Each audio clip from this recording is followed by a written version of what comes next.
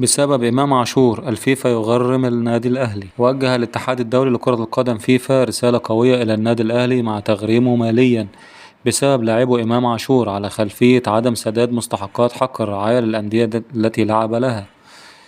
فيفا يغرم ويوبخ الأهلي.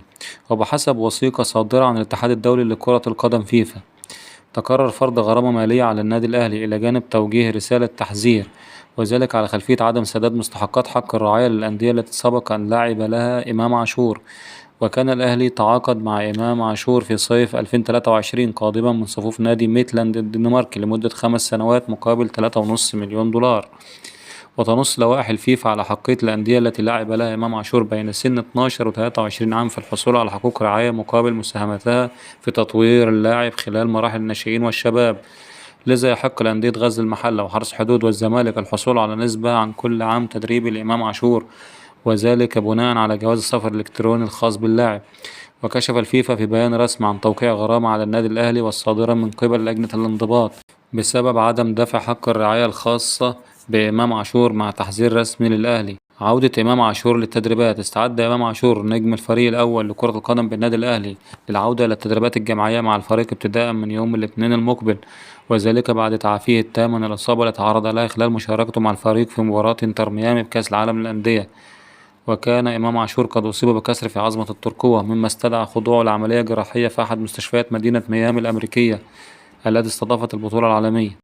التعادل السلبي يحسم مواجهة الزمالك والمقاولون العرب في الدوري.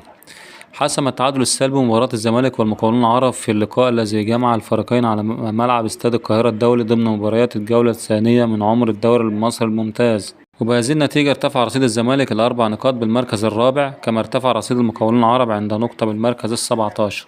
مفاجأة الموسم بشأن رمضان صبحي وإكرامي يكشف التفاصيل. كشف إكرام الشحات نجم النادي الأهلي السابق عن تطورات أزمة زوج ابنته رمضان صبحي لاعب نادي بيراميدز بشأن اتهامه بالتزوير في الامتحان وتأييد أحد الأشخاص لدخول الامتحان بدلا منه.